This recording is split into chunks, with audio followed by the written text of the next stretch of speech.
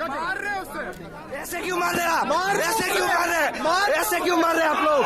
ऐसे क्यों मार रहे हैं? सारी चीजों की शुरुआत इधर से होती है। कहा जाता है कि ये जो लड़की प्राकृति लम्साल, जिसका रिलेशन एक बहुत ही बदतमीज, बेहुदा, बाहिया लड़के के साथ था, और कहा जा रहा है कि लड़का लखनऊ से है और इसके फादर बीजेपी के कोई नेता हैं, जिस पर अपन अभी बात करते हैं। तो ये दोनों रिलेशन में थे, जो कि बाद में टॉक्सिक हो गया। तो इसी टॉक्सिसिटी का जरा आप नमूना देखिए।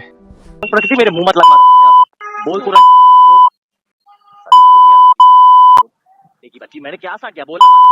से बड़ा मुंह चलता तेरा, सोच लेता हूं तेरे बारे में, वही मैं हक देता हूं। तो ये कुछ बात करने का तरीका है लड़के का। तो इसी सब हरेसमेंट के चलते जब लड़की कॉलेज के इंटरनेशनल रिलेशन ऑफिसर IRO के पास गई, ऑफिसर को सारा केस समझाया कि कैसे उसे ब्लैकमेल किया जा रहा है, कॉल पर हरेस किया जा रहा है, तब ऑफिसर लड़के के अगेंस्ट कंप्लेन दर्ज कर लेते हैं। लेकिन यूनिवर्सिटी उस लड़के पर कोई भी एक्शन नहीं लेती है।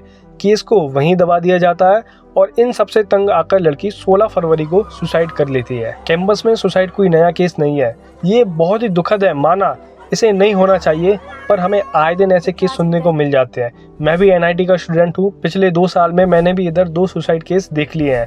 सुसाइड होती है, केस बनता है, जांच भी होती है, पर न जाने क्यों जांच का कोई ठोस फैसला नहीं आता है। या तो उसे दबा दिया जाएगा या फिर मीडिया हमारा ध्यान डाइवर्ट कर देगी। इधर भी जब स्टूडेंट्स ने आवाज उठाई, यूनिवर्सिटी के खिलाफ गए, तो देखिए उनके साथ क्या किया। उनके लिए बाउंसर्स बुलाए गए, गार्ड्स आए, स्टूडेंट्स को मारा गया। क्यों? इसलिए क्योंकि स्टूडेंट्स कह रहे थे कि आपने समय पर एक्शन क्यों नहीं लिया, और अब आपने बॉडी अपने पोजीशन पर ले ली है। उसकी ऑटोप्सी कराने की भी कोशिश की है उसके पेरेंट्स की एब्सेंस में। स्टूडेंट्स ने कैंपस के रास्तों को भी ब्लॉक कर लिया और यही यूनिवर्सिटी को मौका मिल गया कहने का कि देखो ये बच्चे कैंपस में अराजकता फैला रहे हैं, यही तो है जो लॉ एंड ऑर्डर को बिगाड़ रहे हैं, तो हम इनके अगेंस्ट एक्शन लेंगे। और एक्शन क्या लिया गया? देखिए कि यूनिवर्सिटी अपने आप को साइनाइडाई क्लोज डिक्लेयर कर रही है एक ग्रुप ऑफ स्टूडेंट्स के लिए जो कि नेपाली हैं, और ये स्टूडेंट आज ही के आज हॉस्टल खाली करेंगे। और स्टूडेंट्स को बस में भर भर कर उन्हें मार मार कर कटक रेलवे स्टेशन पर छोड़ दिया गया कि अब तुम यहाँ से कहीं जाओ, हमें कोई मतलब नहीं। यूनिवर्सिटी ने इधर तक सब कर लिया था कि इस आवाज को यहीं दबा दिया जाए, यूनिवर्सिटी पर बात नहीं आए और सारी गलती स्टूडेंट्स पर आ जाए जो प्रोटेस्ट कर रहे हैं। क्यों? अरे यही तो है वो जो लॉ एंड ऑर्डर को नहीं मान रहे हैं। तो देखिए एक यूनिवर्सिटी की सबसे गिरी हुई हरकत क्या हो सकती है कि जो स्टूडेंट सच की मांग कर रहे हैं, प्रोटेस्ट कर रहे हैं, जो कि कॉन्स्टिट्यूशन के मुताबिक उनका अधिकार है, उनको मारो, उन्हें बस में भर भर कर यूनिवर्सिटी से बाहर कर दो। अब चाहे वो जिए मरे, हमारा कोई लेना देना नहीं।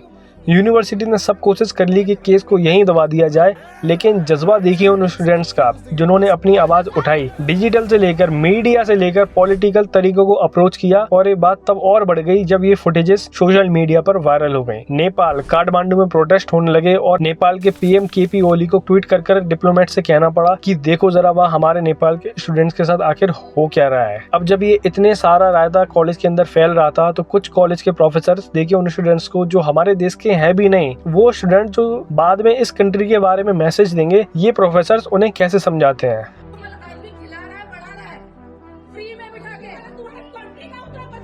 मंजू शाह पांडे कहती हैं 40,000 बच्चों को फ्री में खिला रहे हैं, और एक दूसरी मैडम उनको उनकी कंट्री के बजट पर ज्ञान दे रही हैं कि इतना तो तुम्हारी कंट्री का बजट नहीं होगा जितना तुम इधर फ्री में खा गए हो। मुझे ये बताइए, क्या ये अश्लीलता नहीं, क्या ये अश्लील शब्दों का प्रयोग करना अराजकता नहीं फैला सकता? अगर एक जोक अश्लील हो सकता है तो क्या ये स्टेटमेंट अश्लील नहीं जो 2 देशों के बीच टेंशन क्रिएट कर सकती है? और अब जब यूनिवर्सिटी को लगा कि बात बढ़ गई है, इंटरनेशनल हो गई है, तो माफी तो बनती है, पर माफी नहीं, क्लैरिफिकेशन आता है यूनिवर्सिटी की तरफ से, और इस क्लैरिफिकेशन के लिए रजिस्ट्रार को पकड़ा जाता है। रजिस्ट्रार क्या कहते हैं देखिए। Fortunate incident, an appeal is made to all our Nepali students who have or plan to leave the campus to return and resume their classes. 17 फरवरी को उनकी हड्डियां तोड़ी गईं, बस में भर भर कर उन्हें यूनिवर्सिटी से बाहर कर दिया, और सेम डे 17 फरवरी को कह रहे हैं अरे भैया आप वापस आ जाओ और अच्छे से पढ़ो। लेकिन जब वही स्टूडेंट्स वापस आए तो उनसे अभी भी एक अंडरस्टैंडिंग साइन कराई जा रही है जिसके अकॉर्डिंग कि आपने गलती की थी,